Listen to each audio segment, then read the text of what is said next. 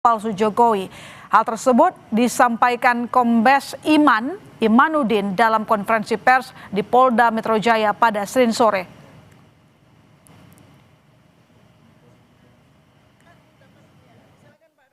Kami limpahkan untuk 3 tersangka yang sebelumnya. Kemudian penyidik tentunya akan berada pada posisi yang netral. Mana yang menjadi pilihan upaya hukum yang diambil oleh para pihak itu menjadi hak dari para pihak itu sendiri. Restoratif Justice tentunya KUHP kita juga mengakomodir itu dan kita akan pegang itu sebagai pedoman di dalam proses penegakan hukum kita. Sementara itu, para pelapor kasus dugaan ijazah palsu milik Presiden ke-7 Joko Widodo mendatangi Polda Metro Jaya untuk penuhi panggilan penyidik. Dalam pemanggilan ini, para pelapor sebut bahwa 2 tersangka Egy Sujana dan Damai Harilubis ajukan restoratif justice soal dalam kasus ijazah Jokowi. Menurut pelapor, penyidikan sampaikan bahwa 2 tersangka Egy Sujana dan Damai Harilubis ajukan restoratif justice. Meski demikian, para pelapor sebut pihaknya mempertimbangkan akan langkah 2 tersangka tersebut, namun belum memberikan keputusan karena menunggu arahan dari Joko Widodo. Terkait pertemuan Bapak Egy Sujana dan DHL ya, Damai Harilubis, itu juga menjadi pembahasan. Itulah kepentingannya kami dipanggil, bahwa kemudian ada permohonan restoratif yang dilakukan pihak pelapor. Ya, kami menyambut baik, kami menganggap bahwa ya tidak ada masalah kalau memang itu adalah upaya yang baik yang menuju sesuatu yang kenapa sih kita harus memenjarakan orang, kan itu persoalan itu khusus ijazah S1 Bapak Insinyur Joko Widodo yang berkali-kali sudah disampaikan, baik itu keterangan dari UGM, baik itu keterangan oleh beberapa saksi dan lain sebagainya, masih tetap aja jadi kita uji aja di pengadilan kalau untuk yang itu. Tetapi kalau untuk Bang Egy dan Damai Harilubis, kita pertimbangkan hal itu sambil tetap berkoordinasi. Tersangka kasus ijazah Jokowi Roy Suryo kembali merespons pertemuan Egy Sujana Damai Harilubis dengan Jokowi di Solo, Jawa Tengah. Roy bilang dalam pertemuan tersebut Egy tidak pernah sampaikan permintaan maaf ke Jokowi. Hal ini disampaikan saat Roy Suryo bersama Rismon Syarifar dan Tifauzia saat mengunjungi Kementerian Pendidikan Dasar dan Menengah hari ini. Roy mendapat informasi dari sahabatnya yang menelpon Egy Sujana bahwa Egy tidak pernah menyampaikan permintaan maaf ke Joko Widodo. Bahkan Egy memberi nasihat kepada Joko Widodo agar perkara ini tidak membuat gaduh. Terima kasih. Tepuk tangan untuk Kementerian Pendidikan Dasar ini Pak Andes juga terima kasih ya. Langsung diperintahkan oleh wakil. Sahabat saya kemarin 3 hari yang lalu sudah coba telepon dan diangkat, dan kemudian menyatakan kalau dia katanya tidak pernah melakukan permintaan maaf. Dan bahkan dia cerita nanti akan saya sampaikan pada hari Jumat. Kenapa tunggu lama-lama hari Jumat? Kritik saya jangan terlalu lama, karena supaya orang itu tidak kemudian pertanyakan. Jadi kita juga sekarang pertanyakan, dia itu pejuang atau pecundang? Ya. Dalam perkembangan terbaru kasus ijazah Jokowi, Polri telah melimpahkan berkas 3 tersangka Roy Suryo CS ke Kejaksaan. Akan kasus ini segera masuk ke ranah persidangan, kami bahas bersama tersangka kasus ijazah Jokowi Rismon Syarifar dan relawan Jokowi Prabowo Gibran David Pajung. Selamat sore Bang Rismon, selamat sore Bang David. Selamat sore. Selamat sore. Ya, saya langsung ke Bang Rismon kalau begitu. Bang, Anda sudah mendapatkan pemberitahuan soal pelimpahan berkas atau belum? Ya, ada saya Bang. Iya, suara saya kedengaran Bang? Iya, dengar. Ya, Bang Rismon sudah mendapatkan pemberitahuan soal pelimpahan berkas Bang hari ini? Baru dari berita gitu ya, dari Dirkrimum Polda Metro Jaya katanya menyerahkan berkas tersebut ke Kejaksaan. Ya kita tunggu saja ya. Kita tunggu saja proses selanjutnya, karena kami sebelumnya sudah meminta ya, tetapi apa tanggapannya belum kami terima, yaitu apa yang kita minta adalah pengujian independen, forensik independen ke 3 lembaga, ya, yaitu BRIN, UI, dan Lab Krim Puspom AD TNI, gitu, terkait 4 dokumen, ya, bukan hanya ijazah Joko Widodo, termasuk transkrip nilai. Yang kedua, yang ketiga lembar pengesahan pembimbing skripsi, ya, yang kami analisa itu menggunakan teknologi yang jauh melampaui tahun 1985. Yang keempat adalah laporan KKN. Meskipun pihak UGM, ya, pada saat sidang KIP beberapa waktu lalu itu menyatakan tidak memiliki laporan KKN Joko Widodo, yang secara kontroversi juga dinyatakan tahun 1983 oleh Dirtipidum pada saat bulan Mei yang lalu, dan ternyata dibantah sendiri oleh Pak Jokowi di katanya tahun 1985 awal. Nah, kami juga mengajukan di samping uji independen forensik tersebut, kami mengajukan ahli sehingga ya Polda Metro Jaya dan penyidiknya itu mendapatkan pendapat ahli yang berimbang. Kan ahli yang mereka panggil menuduh kami melakukan manipulasi dokumen elektronik. Itu kan dari pendapat ahli yang dipanggil oleh kepolisian. Kami kan punya hak untuk mengajukan ahli dari kami yang menyatakan bahwa kami melakukannya, dan itu murni untuk menganalisa dengan metodologi, ya, yang memang dikenal sangat ilmiah dalam bidang digital image processing, begitu.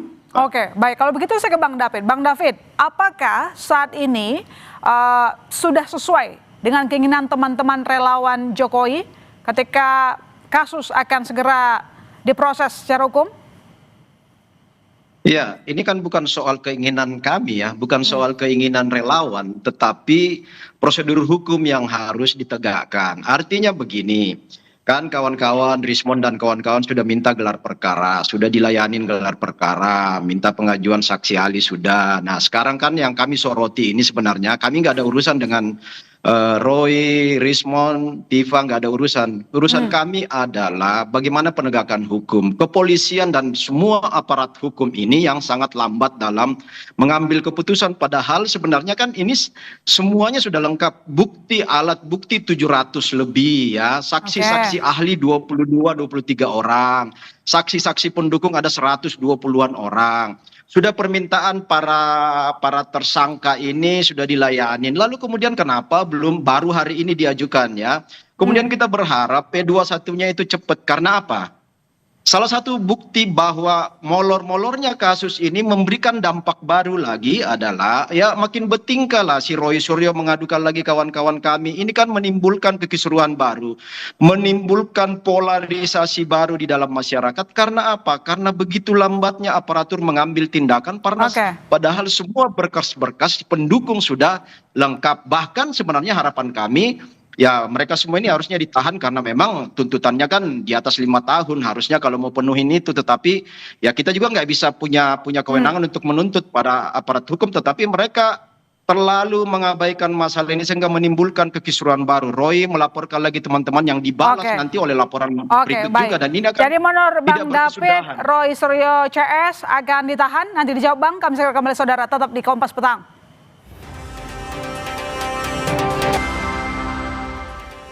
Ya, Bang David, singkat saja. Jadi Anda yakin bahwa Bang Rismond dan kawan-kawan akan ditahan?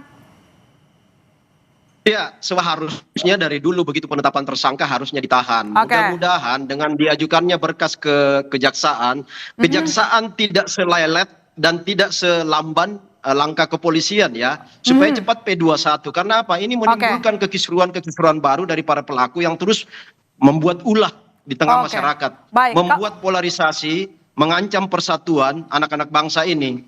Kami berharap kejaksaan lebih cepatlah supaya P21 kan ini juga membuat keadilan bagi saudara Rismond, Roy dan Tifa. Kalau mereka nggak bersalah, tetapkan nggak bersalah. Kalau mereka bersalah, cepat keputusan ini supaya jangan membuat kekisruhan. Baik, kalau Bang Rismond bagaimana? Anda yakin bisa memenangkan kasus ini? Sudah berlarut, Bang? Ini perkataannya Bang David ini tolong diatur dikit ya. Siapa yang mengatakan kami menimbulkan kekisruhan, perpecahan? Loh, si Roy itu. Loh, Ya. si Roy itu Saya akan menimbulkan laporkan kekisruhan Anda. Tadi Anda baru. mengatakan Roy, Wismon, dan Tifa. Loh, Ya. Kapan kami Anda juga melakukan kan menimbulkan. Kelakuan Anda ini sudah menimbulkan polarisasi, Sekarang menuding sana sini. berbicara. Ya, jaga. Oh iya, omonganmu. Anda seenaknya menuding mantan presiden Mana buktinya memalsukan. kami melakukan kekisruhan?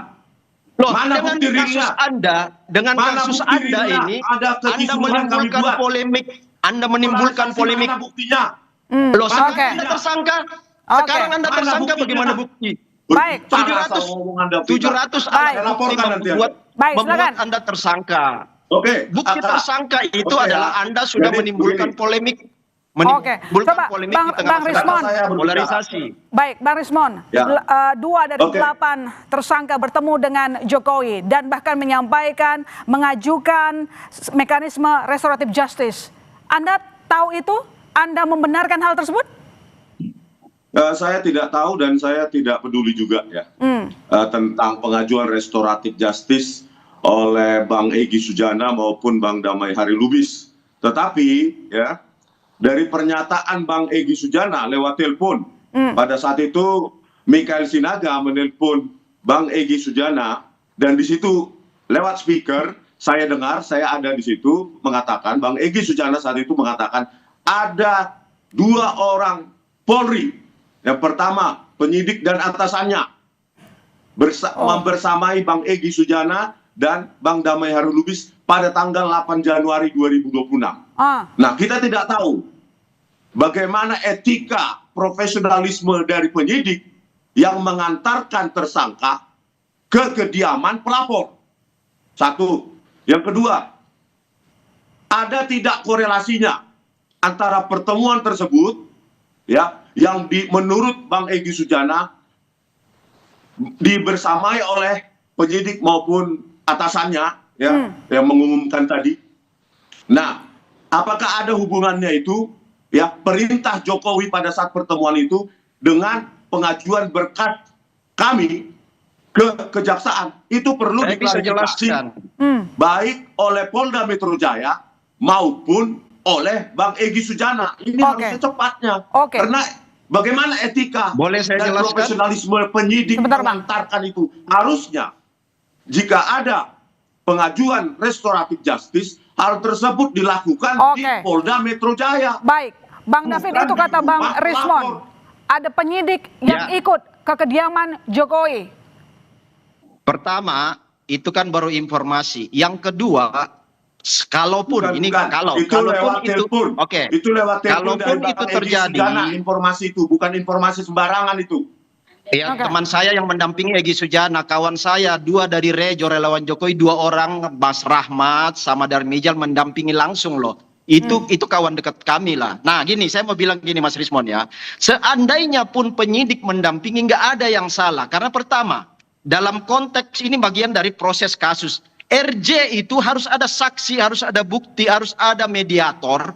Mungkin saja mereka menempatkan diri sebagai mediator kalau si Egy dan Damai Lubis mau melakukan RJ perdamaian dengan meminta maaf. Jadi ada orang yang di tengah-tengah yaitu penyidik untuk menyaksikan dan membuktikan bahwa ada perdamaian.